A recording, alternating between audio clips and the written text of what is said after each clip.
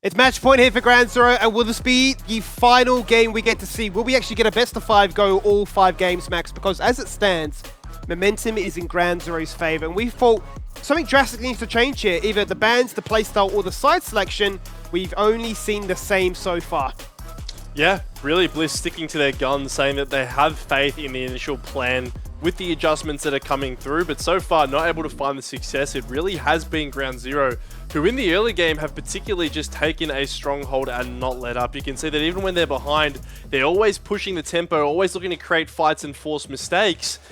And coming in here, Bliss, they have none left to make. They certainly don't. Ground Zero going to run it back with the same bans as Game 3 we just saw prior.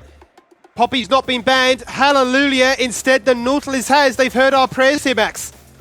Thank you, Coach Calvin. You have absolutely done an honor here in banning away the Nautilus. It's been such a problem for these last 2 games. However, that will open up room for the TF here. Now, if you remember, Skimmy, I don't remember who said this in an interview, but someone on Ground Zero, when this champion was first coming out as a top laner, as an AD carry with this on-hit build, they said we can flex it into 3 roles here. So picking it up first, still, the draft is wide open, but they will deny the Talia on the side of Team Bliss. Everything we could hope for, really, isn't it? The case of if you haven't gone the blue side, well, you still basically played it in that same vein anyway. The Nautilus taken away, the Talia died away from Schönfire. He's going to try and dig deep and find something a little bit different this time. What? But the Senna is there, and we talked about these pocket picks. Well, there's 2 out of the potential 3. What are they going to go for on top of all of that? I mean, we've seen a Zac play before, but this is seemingly the champion choice for the jungle. This is like really, I'm not really even sure what to make of this Heimerdinger pick. This is a blind Heimer. You have no idea if this center is going to be paired with something like an Ashe. If another range champion is going to be picked up, you really can have a rough time in that laning phase. But it'll be paired with the Jin Zhao, a champion who really does love playing against those ranged champions, able to find so much value with the Crescent Guard. But now the question is, what do you go towards here as Team Bliss? I think, you know, a double ranged answer is probably what you want to go towards. Otherwise, something a bit out of left field, like a Cho'Gath, could be good into the Heimerdinger.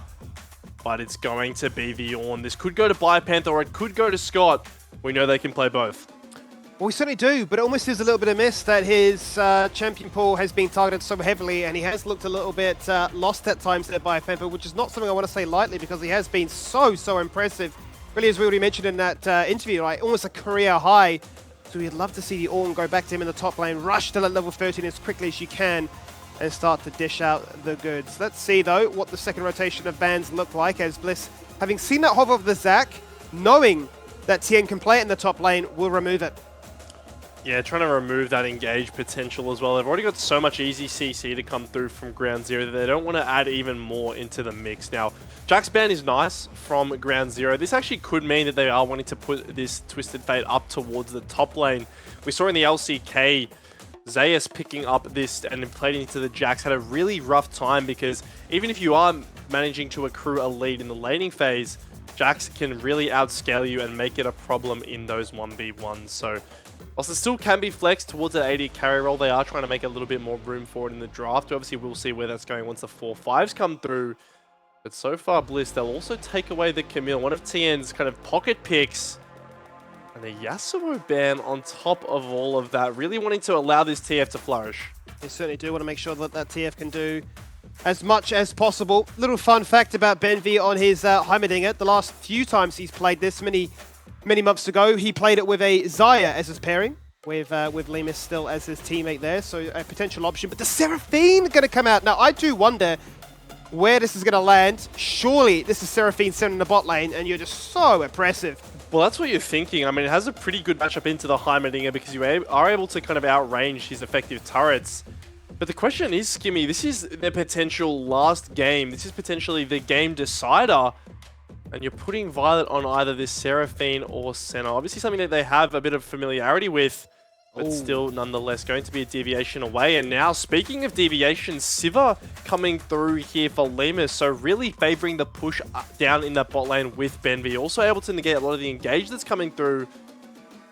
Really unorthodox comp here from Ground Zero, but so far it's looking good. Certainly is paying off. It's looking good. It's looking quite spicy. They're delivering on multiple fronts. Both teams showcasing their depth of champion pool and just how far a series can go. And Kisse having shown that he loves the way. That's what he's going to go for again, seemingly. Only one to show it in the mid lane. And now the real question is, what do you want to go for that 5th and final pick on the side of Bliss? Would it be something like the Yone? The theory you've not ever seen for such a long time, and surely wouldn't drop the gauntlet now. No, I don't think this is an Fury pick. I think that the Yone is probably what they are wanting to head towards here with that final champion lock-in. And that will be the case here. So Team Bliss, you look at those ultimates coming through and they certainly have a lot of team fighting potential. Really, the early game agency is going to be dictated through, obviously mainly Wynot, but also the mid lane. Hayri and Wynot will be this potent mid-game skirmishing combo. On the side of Ground Zero, they've picked themselves up a comp that really, we haven't seen the likes of anything similar. This is all about pushing. Their bot lane absolutely wanting to shove it in waves. Top lane as well, going to have a really nice time up there. And then if you're able to play as Schönfire to keep Kisei alive, to keep him shoving Harry under his turret, you really can create a situation where the early game is all in your favor.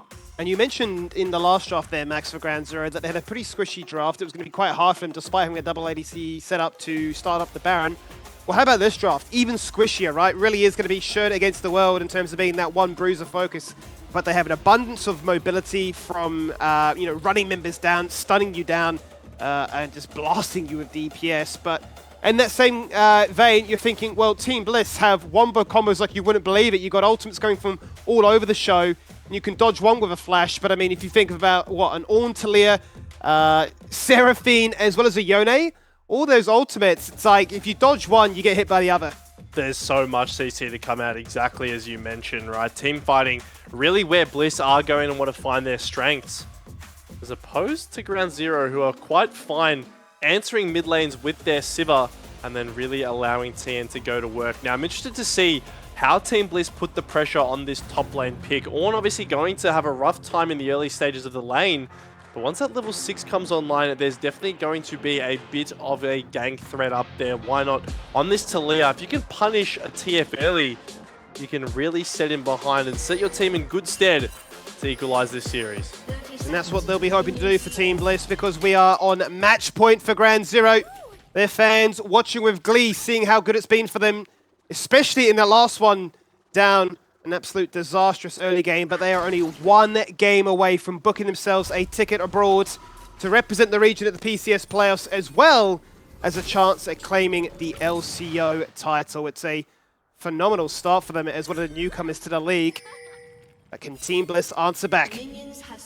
That really is the question here. How is the mental feeling after what has been quite an intense 3 games, right? Obviously, it has felt like Ground Zero have seized more and more control as the series has gone on. You can see that the predictions still favoring Team Bliss. A lot of hopefuls that this will be going to a Game 5. As you can see, the jungle pathing really standard here. Why not starting up, pathing down? Obviously, your center Seraphine will be able to provide a decent amount of setup. And you do want to nullify a potential push coming in from Limus and Benby. That can be one of the dangers of this Sivir Heimer combo, is that if you let it go unchecked, your jungle can really just be farmed by the enemy. But as for now, Schönfire, he will be walking in here. Will get spotted on a ward, so they know he's here. Gonna look for the invade nonetheless. He certainly is going to look for the invade nonetheless. I think Schönfire absolutely loves it every single time he gets a chance to play in the blue, so right, constantly going for those level 3, level 4 dives towards bot lane. It's worked out beautifully for him in the last 2. Making sure that Scott in particular has fallen behind as a result of that one, if not the pressure has worked to allow them to flourish, and especially with a comp built like this. I mean, we talk about the Sivir jokes of wanting to get 500 CS, but the games, at least the last 2, they've not even gone that late. No, absolutely. And Sivir, another good thing that she has going for her is the wave clear and push ability that she has in the early game. Yes, it consumes a lot of mana, but she will be able to get those waves under the enemy turret here. Now, Wynot's taking a really cheeky path. He's done 3 camps and drops the ward topside. Not going to look for the gank immediately. Instead, he knows he's getting counter jungled, so will just look to take the blue buff in response. You can see a potential dive is brewing towards this bot, and the wave gets cleared out very quickly though, so Schönfire will head back to the wolf camp. And you can see assist pings coming out. TN is converging, and there's a push in the mid lane as well, so why not here? Might get potentially aggressed upon for the time being though. Solo lanes, every single lane in fact, Skimmy, all going, pushing in the favor of Ground Zero. certainly is pushing in that favor, and it's kind of refreshing in a way to see the fact that this time it's going to be the support playing the supportive style of the champion. Scott on that one, with Violet moving back to the Seraphine, a champion that you think almost feels a miss, right? You've gone from one extreme to the other. You've pentakilled on the Lucian, you then played the support style of the Senate, you then popped off on the Zarya, and now you're playing an AP instead. So it really is giving us a kaleidoscope of emotions and play styles, but fantastic little play there from Tien, as why not can't buffer it? You cannot dodge the gold cards, and that just grants him first blood. And that's so big for their ground zero. You can see the kill goes over to Tien. Schönfire waits to allow his TF to pick that one up. And absolutely disastrous for Why Not. Loses the flash. The second that gold card comes out, he tries to create the distance, but Schönfire with the flash immediately after to follow. So now, in what could be, like you said, that last game that Team Bliss is playing here, has gotten off to an absolute disastrous start for Why Not. And with priority being the name of the game, Grand Zero have an abundance of it, all three lanes pushing in their favor. They've just got first blood. The last two games have allowed Schönfire to get all 6 Void Grubs. It's looking like we're on pace for that already again, but unless he can answer back, straight away redeploying into a Sivir with little to no mana left. He's burnt that Ghost, and that speed might be enough to get away. He survives on a sliver of HP, 7 to be exact.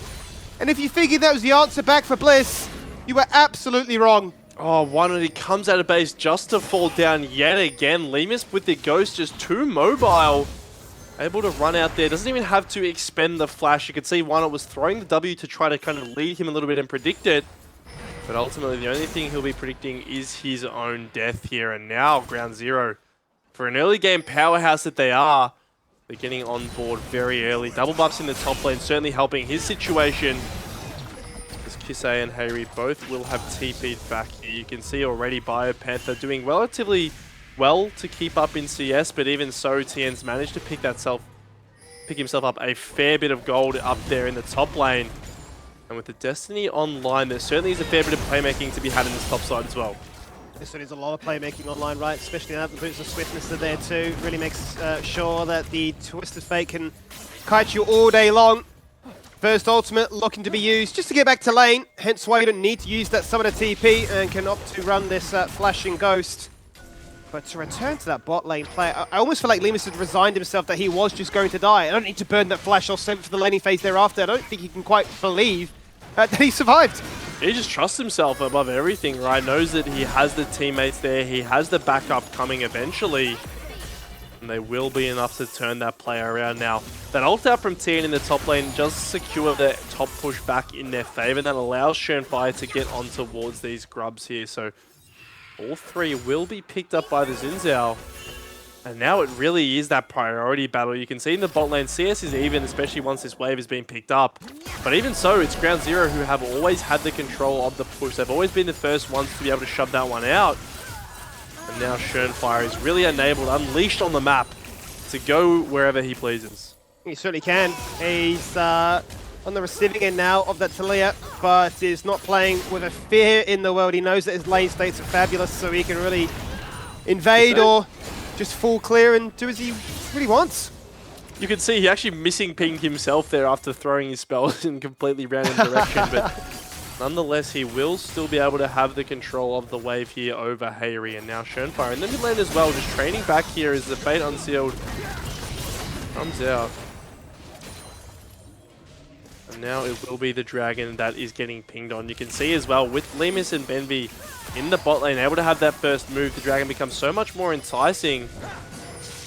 Wind Becomes Lightning will find Why Not, but they are looking to defend this. You can see Hayri's first in the area, but they might turn on the bot lane. They certainly will. It's a face shake that they did not expect, and Violet is forced to flash away. He's got no mana now, so he's not going to be much of a participant in this skirmish.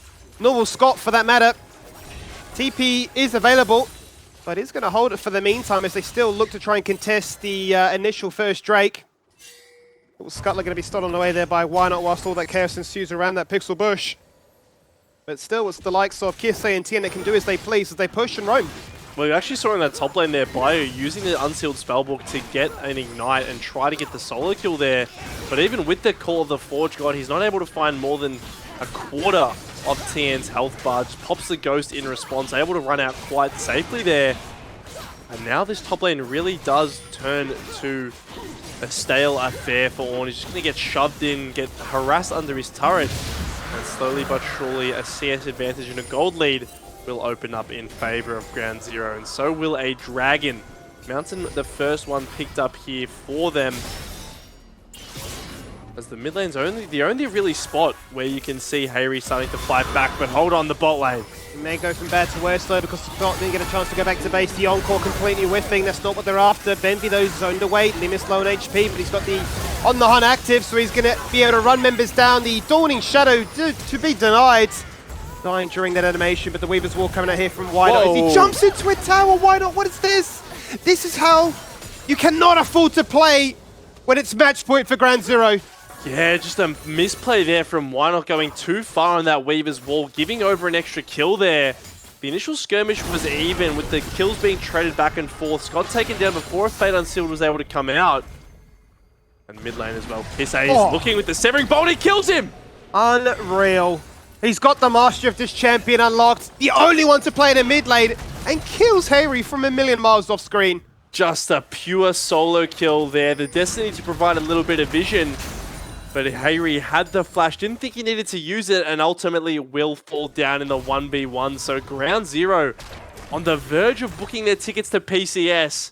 Have a 2,500 gold lead now. Let's take a look at this bot lane fight. You can see Ground Zero, they don't realize Why Not's here initially. That kind of slows them down initially. Shernfire is zoning the two members of Why Not and Violet towards that top side. That buys time, however, for Limus and Benvi to get the kill. And after that flash, it just simply is a miscalculation here. I think the angle with that extra bot lane wall really threw Why Not for a loop and will result in him falling down. 1 and 3 on this Taliyah. Not the performance you'd be hoping to have, but certainly by no means is this game over. Team Bliss, they're a known team to be able to bring back these close games, especially with how much team fighting power they've drafted for themselves. Can they make it to that stage though? Well, that is the saving grace, right, Max, is the fact that we've yet to see their comp truly come into a full 5v5 where all those ultimates can find full effect, right? It's been limited skirmishes which have allowed Ground Zero to work in their favor. Why Not once again on the receiving end of all this pressure? And it does really go from bad to worse, unfortunately. I tell you what, though, it does mean that Shernfire for the third game in a row says 6 Void Grubs. Life is easy. Yeah, Why Not there? As you can see, Kissei's stats here on this way. Not the greatest from his 2 previous games, only having 20% damage and 54% KP, something he's definitely looking to increase here. But once again, you can see the topside skirmishing favoring Ground Zero. Even if he's not on the Nautilus, Benvi will be up there. And now, with the Rhyalize complete here on this Heimerdinger, Kraken Slayer for Limus, it is a very strong bot lane duo. 4,000 now, the gold lead for Ground Zero. There's items all across the board here. They're absolutely spiked. With Dragon in 2 minutes, they're not looking to let up on this pace. They certainly aren't, and I tell you what, this way pick for Kissei, he's playing like a Xerath, right? He's sniping you from such a far distance that you're thinking, what is this champion? Let alone you got to remember all the different variants of the combos, but then to deal that amount of damage thereafter, even if the stats don't look as strong as he's shown on other champions, it doesn't really matter. 6-1 so far. The top lane, Twisted Fate, getting to show us why it's 2-0 with the static shiv already complete. The item spikes as you highlight, allowing them to really do whatever they want. And at this stage where there are no neutrals to pick up, it's just keep winning lane. That's the thing, and they've got the 6 Void Grubs to do it, so TN, with any opportunity he'll get, will be looking to both harass Biopanther and put some damage into this turret. Obviously, it's a tanky Ornn, but you do that a couple times and suddenly he's forced back to base. Now, Benvi well behind enemy lines here. 1v2, really. Wow. But the turret and the threat of Shernfire will be enough to dissuade a potential engage from Bard and Scott here. Shernfire, though, now in the area. They're trying to cut the wave before a potential dive comes out. They're bringing Kissei down too. They certainly are, making sure everybody gets in the area, and it really prevents Team Bliss from finding success with the comp they've put together. Yes, we're a squishy comp, our Ground Zero, but if we're ahead, do we really care? If they can't kill us, if they can't really threaten at any single stage, doesn't matter how squishy we are, because we just wipe them off the map. And that's the issue, right, is Team Bliss, they need to get towards these 5v5 situations. But so far, because they've been falling down so hard in lanes, you actually don't have the time or the windows to be able to find that now. You can see Ground Zero. There's a lot of wave clear to come out from Team Bliss, right? Especially in their bot lane, so really not expecting too much to be able to be done there in the way of dives unless there's a massive wave stacked up. So for the time being, it will just be a buff denial. Dragon there as well. And it looks like Schönfire will just fall back to that one. Really well. I mean, he's got a plethora of options to entertain right now. I can't imagine what he must be going through internally thinking, well, what do I do? I'm always paralyzed by too many good options. But we'll just go for the safe one and say, well, we can peel away from the amount of harass we've done into the spot lane. Relentless in that. We'll just pick up the second dragon here. To their credit, though, the bot lane of Bliss have been able to keep up with this. I mean, you look at Violet CS, he's only a few behind that of Lemus, so it's not all doom and gloom. But you are just still waiting out the time to see what the comp can do when it all comes together. And why not once again getting pounced upon here? The damage, I mean, if he dodges that one thing, there's another right after. Yeah, it was a really big W actually from Why Not to dodge out on that Wind Becomes Lightning, though by moving Schönfire, he is able to escape with his life. You can see though, like you mentioned, Kisei in that mid lane really just willing to play at a million range and almost snipes out the kill. But once again, it's just every move Ground Zero make, they're always the first ones there. They always are the ones to the objective first. And this time it will yield them a Rift Herald. So literally every single objective so far that has fallen on this map has fallen in favor of the blue side. Early game, I mean, it's deceiving, isn't it? For 1 second you're thinking, well, Team Bliss had the perfect early game. Surely they now close things out. But this time it feels a little bit different because Ground Zero had such a strong control of the momentum. There's a big degree of self-belief, no doubt about it, that being up this amount of gold, knowing that you've put Why Not so far behind, it's almost a case of like living rent-free, thinking you've taken away the Talia, but you're not getting the same outcome that I've been able to achieve. Yeah, mental edge must be starting to come into effect here for Ground Zero. Obviously, knowing what comes with this win, you obviously wouldn't give too much thought to it in-game, but just knowing that this is your ticket to PCS, this is your ticket to the grand final, really does add a positive flavor to this game. Now, by no means is this a done deal.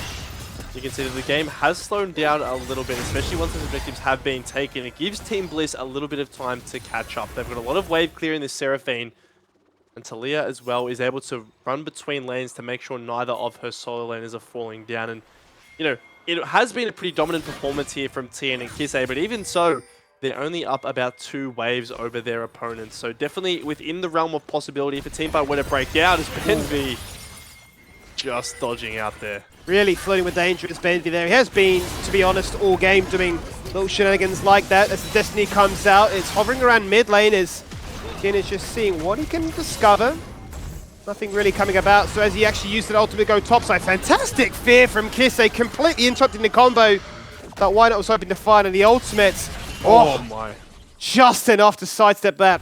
Dangerously close there. Why Not holding his nerve and not using the flash, but Kisei, you can see on this midway, just an absolute iron fist of control. First turret will be falling here as well.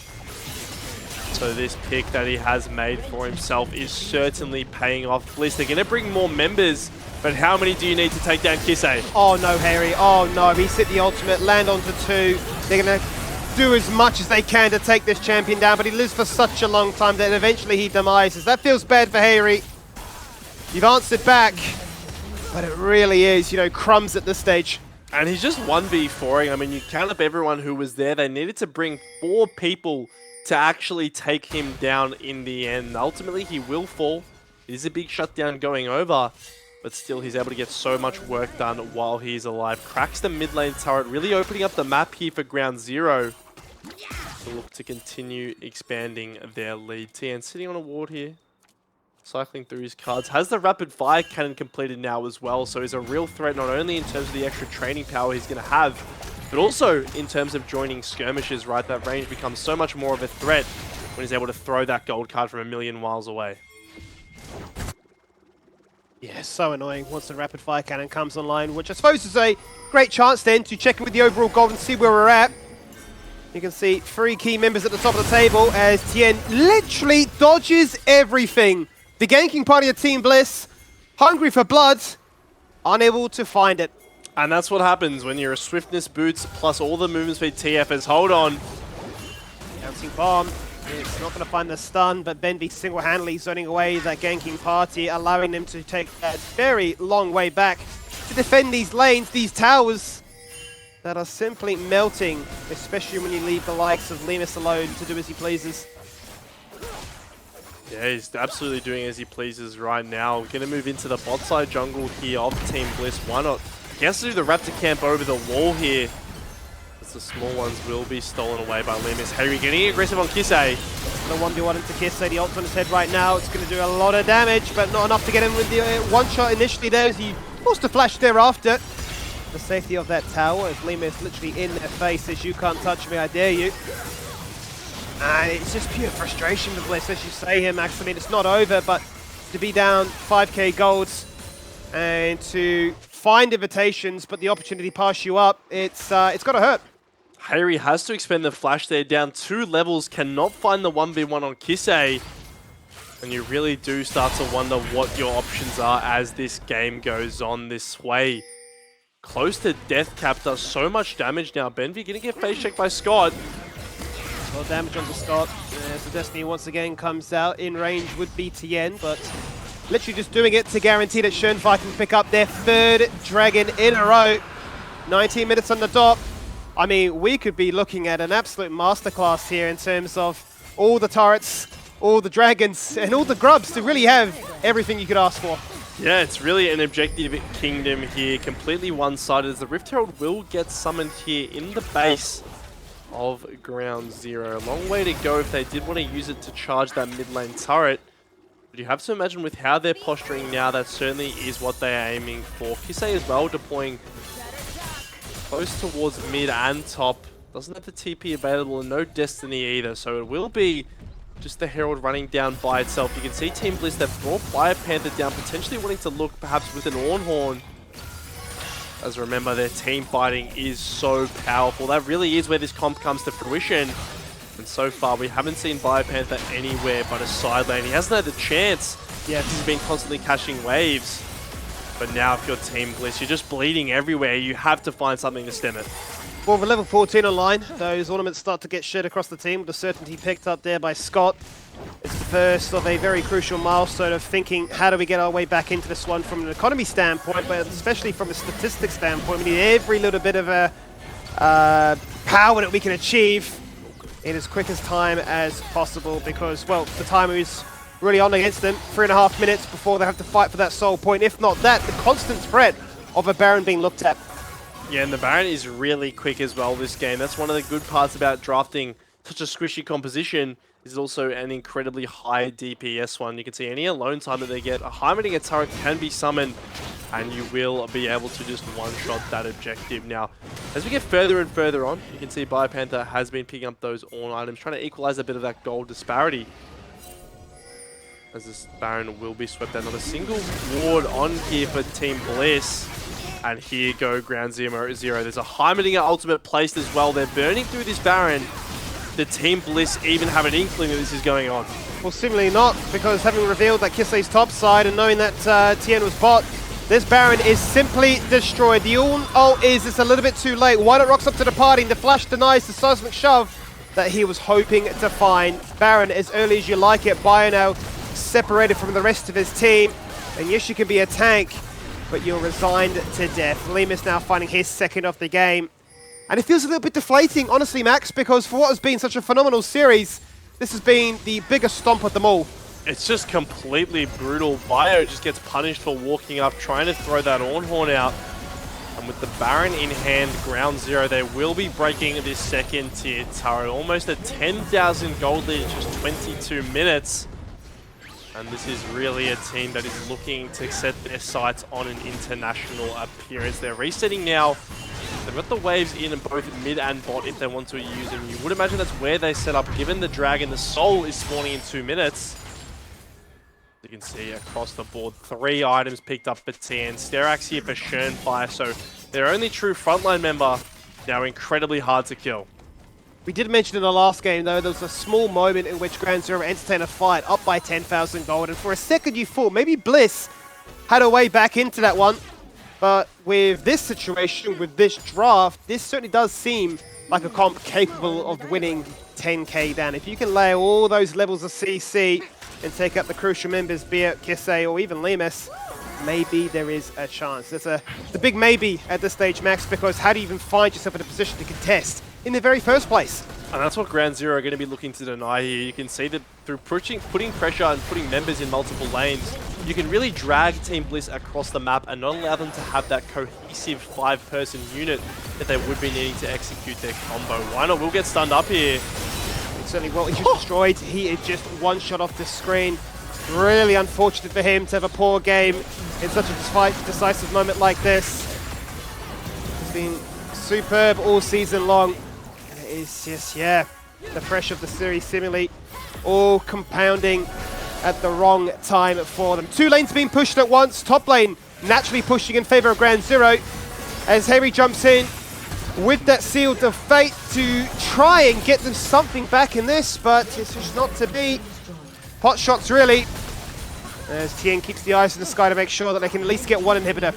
Yeah, they're just going to crack the mid lane inhibitor. You can see Team Bliss leaning down to try to catch Tien, but he has had such fancy feet this entire game. Boots of Swiftness and all the movement speed that's coming out from the other items in his inventory really enable him to dodge literally every single spell that is thrown at him. And now, to make matters worse, Skimmy, in terms of movement speed, you've already got a Sivir and a TF. Why not add a Cloud Soul on top of that? Yeah, it's going to be pretty brutal. It's going to be so much movement speed, so much rundown potential, and so many fantastic champions that are able to utilize the split push pressure to really get value from these Void Grubs as well. It's already a 10,000 gold lead. 4 dragons, 6 grubs. They had the Baron too. Really, at this point, you're thinking, what more can they achieve? Because they've basically taken this map and run it dry.